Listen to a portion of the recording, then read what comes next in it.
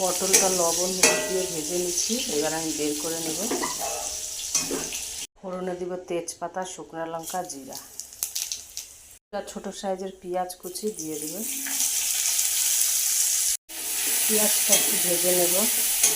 এখানে দুটো বড় সাইজের আলু আছে, নুন হলুদ দিয়ে মেখে রেখেছি। দেখেন আলুর কত জল বেরিয়েছে।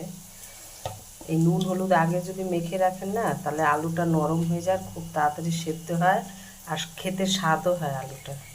এবার আমি এই আলুটা পেঁয়াজে দিয়ে দেবো। এবার আলু আর পেঁয়াজ আমি ভালো করে ভাজবো। আলু আর পেঁয়াজ কিন্তু অনেকটাই ভাজা হয়ে গেছে।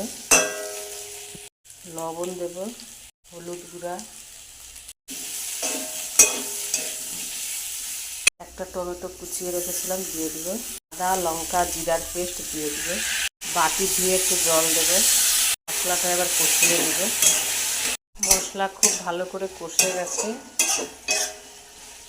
পটল ভাজাটা দিয়ে দিব। এবার আলু আর পটল একসাথে কষিয়ে নেব ভালো করে।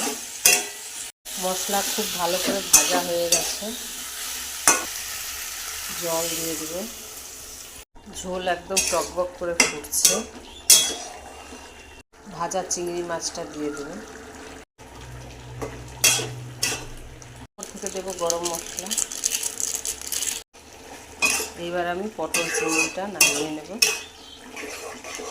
আলু পটল দিয়ে চিংড়ি মাছের খুব সুন্দর একটা তরকারি হয়ে গেল।